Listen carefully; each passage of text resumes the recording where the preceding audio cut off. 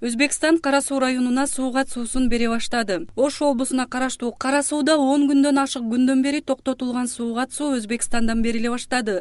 Бул тууралуу аталган райондун жашоочулары билдирди. Кара Суу районуна суугат суу кечээ 1-сентябрда кечиндеси бериле баштаган.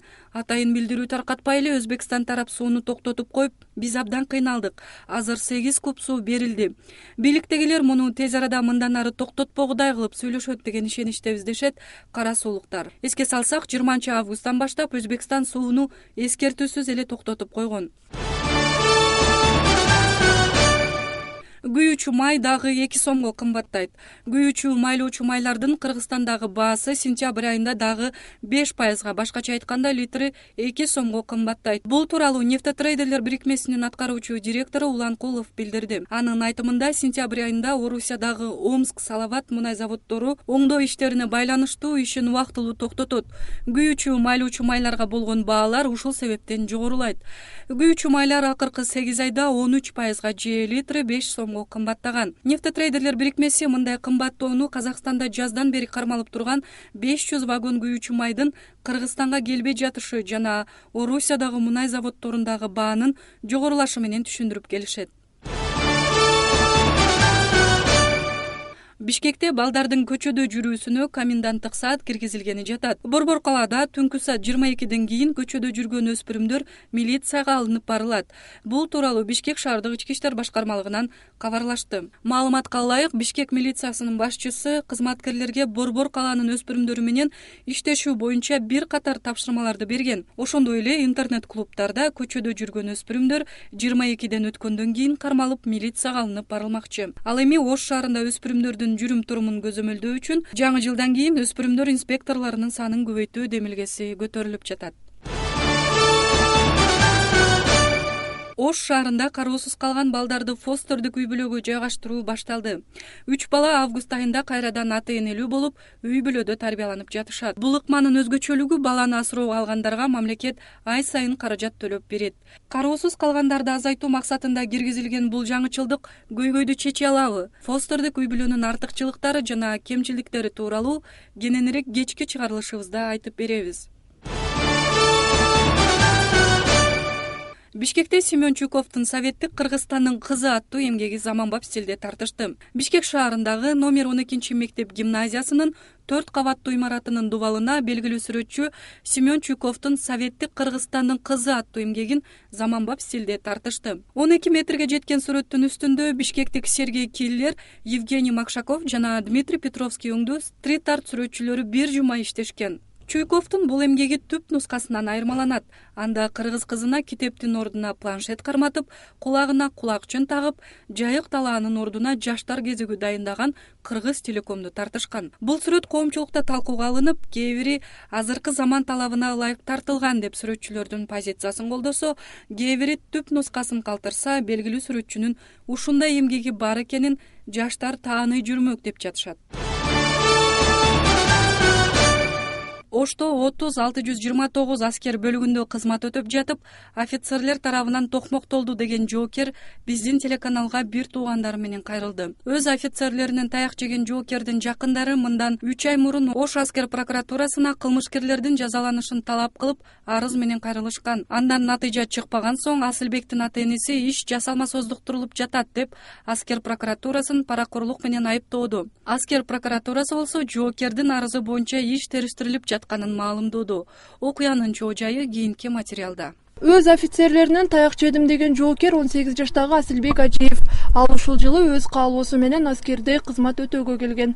Жоокердик антты берип, бешик сакчысы катары биринчи жолу нөөмөткө турган учурда Эрлан Рысбек уулу аттуу лейтенант келип, Асылбектин сол бутун жыгач келтек менен себепсиз таяктап салат. Асылбектин аскердеги азабы муну менен эле чектелген эмес. Көп узабай Нурдин Чекиров аттуу сержант дагы аны кур менен бүт денесин токмоктоп салган. Андан Асылбектин жараты ырбап баса албай калган. Экинчи кийин бир жума чайдан кийин кайра ошо байнагебиз сала кырчокер менен. Ошо кырчокер менен байнагебиз алдын салып, ошо кырчокер байнаге ошол жерде ошо старшина Чекиров деген болгон, ал жерде биз ушул урган чекенин баарыбыз эле урган кырчокер деген.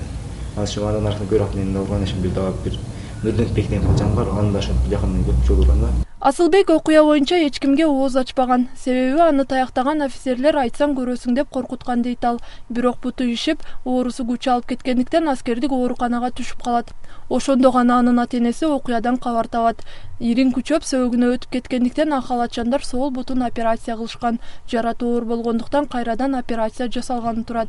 Немеге жалба булбан саат кыраз операция болот кайта. Анан кийин алам болуп атпайбызбы? Кайта операция болсо дагы көп чолак болобу бул?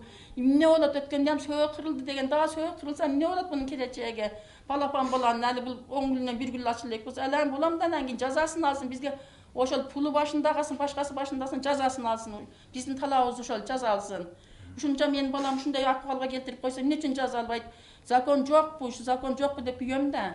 Жоокердин жакындары таяктагандар жазасын алсын деп Асылбектин кызмат өтөп жүргөн бөлүктүн командирине, Коргоо министрлигинин түштүк боюнча командачылыгына кайрылышат. Кылмышкерлердин жазаланышын талап кылып доо арыз да жазышкан.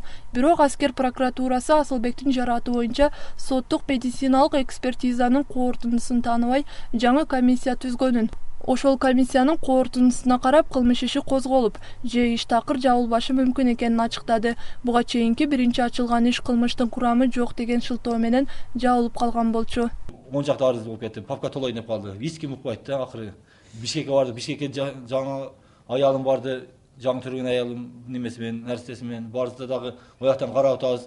Өткөн бул иш каралган. Бизге кагаз жүзүндө карайбыз деп аяктан дагы чыгарып бериптир. Бизге дагы эч ким неме жардам болбой атат да бул немеден иш боюнча. Прокуратурага кече дагы айтсак, мен комиссия этем, башка кылтам, күтө тургула деп. Алардын Ош аскер прокуратурасына кайрылышканына да 3 ай болуп калды. Ошондон бери аскер прокуратурасынын каалгасын күн арада какчу болушту. Бирок ар кандай шылтоо менен аларды кайтарып жиберишет, же ичкериге киргизбей коюшат. Бүгүн да алардын доосун укпай, прокурор кабыл алуудан баш тартып кетип калды. Ne kaçırdın prokurordu be? Ne anlaysın orayı? Kırkıysın. Kaç.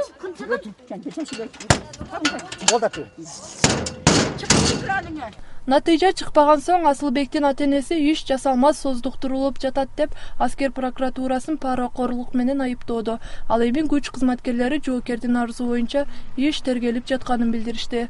Медициналық экспертиза чыкканда бул өзүнүн оорусунан деп берилген. Азыр ошого байланыштуу бул Ажиев Асылбек Нурланбековичтин полный жазган арызынын негизинде повторный кайрадан азыр текшерип атабыз бардыгынчы. Текшерип, ошонун негизинде комиссионный экспертиза аныктадык. Ошон үчүн азыр бул материалдын кароо срогу да бар. 1 ай менен өтчү. Соттук медициналык экспертизанын комиссиялык немеси чыккандан кийин, корутундусу чыккандан кийин анан биз бул иш боюнча же козголот же козголбойт экенин ошондо аныктайбыз. Эртеңки операцияда Асылбектин сол буту кесилип калуу ыктымалы бар экенин акалатчандар эскертишкен. Бүгүн болсо анын туугандары чындык издеп жоокер кызмат өтөп жүргөн бөлүктүн командирине барышты. Алар Асылбектин токмоктогон офицерлердин командири менен беттешүү талабын коюшту. Бирок өзүн тааныштыруудан баш тарткан аскер кызматкерлери жоокердин ата-энесине окуядан кабарсыз экенин, командир эс алууда жүргөнүн айтып кайтарып жиберишти. Юристтердин айтымында аскердик прокуратура арызды карап чыгып, эгерде кылмыш иши курамдуу болгон болсо, тийиштүү адамдарды таап жоопко тартыш керек эле. Же кылмыштын курамы жок болсо, анда кылмыш ишин козгоодон баш тартып ишти токтотуш керек. Комиссияны түзүүдө эки тарапка түзүп атат. Ошол чоо жайды билүүдө же болбосо ишине келтирген жараттын өлчөмүн билүүдө керек болот. Аны дагы этап билишибиз керек да. Комиссиялык экспертиза түзүлүп, ошону мисалы солдаттарга же болбосо аскерлерге келтирилген жараттын туура эмес экендигин биринчи корутундагы көрсөтүү туура эмес экендигин ошолор карап чыгат да. Азыр Асылбектин туугандары айыгып кетсе деген гана тилекте. Ошол эле учурда күнөөлүүлөрдүн жазаланышын каалашат. Мындан сырткары эми Асылбекти аскерге жибербейбиз деген ойду карманышат. Ал гана эмес, башка туугандарын да аскерге жөнөтпөө тыянагын чыгарышкан. Назгүл Ахунова, Замбузриков, Ынтымак.